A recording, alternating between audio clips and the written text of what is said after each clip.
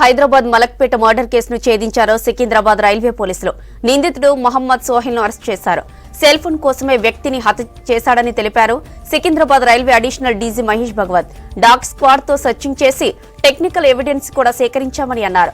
Cell phone ఎత్తుకెళ్తుంటే తిరగబడ్డాడని, కత్తితో పొడిచి చంపేశాడని తెలిపారు డీజీ. అయితే మృతుడు ఎవరో ఇంకా తెలియలేదన్నారు.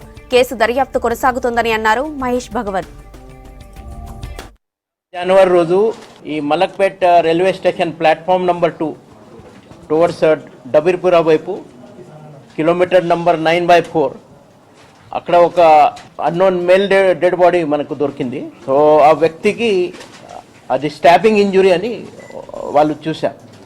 సో ఇది పక్కా అది మర్డర్ కేసు అని ఇమీడియట్లీ మన డాగ్ స్క్వాడ్ని కూడా ఆ రోజు పిలిపించి ఆ ఏరియా సెర్చ్ చేయడం జరిగింది. క్లూస్ టీమ్ కూడా వచ్చినప్పుడు తర్వాత బాడీ ఉస్మానియా మార్చురీకి షిఫ్ట్ చేశారు. చనిపోయిన వ్యక్తికి ఇంకా అచ్చుకి మనకు తెలీదు.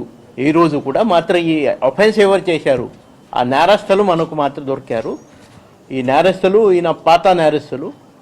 గతంలో కూడా ఈయన షైనాజ్గంజ్, చాదర్ఘాట్, మీర్ చౌక్, డబీర్పురా రైల్వే పోలీస్ కాచిగూడలో దొంగతన కేసులో దాదాపు 13 months జైలు వెళ్ళి 4 months క్రితం ఈయన బయట వచ్చారు. ఈ కేసు అది ఆయన ఎందుకు చేశారు అని అడిగినప్పుడు బేసికలీ సెల్ ఫోన్ దొంగతన చేయాలని ఆ ఉద్దేశం ఈయనది.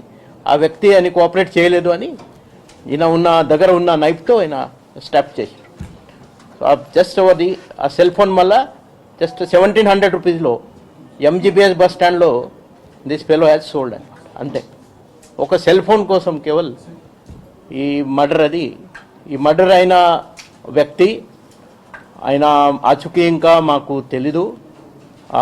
ఆ వ్యక్తికి ఇక్కడ రైట్ హ్యాండ్లో ఇక్కడ అమ్మ అని తెలుగులో రాసి ఉన్నాయి. తర్వాత ఈ ఫోటోగ్రాఫ్ అది మీ అందరం మీడియా మిత్రులకు మా విజ్ఞప్తి,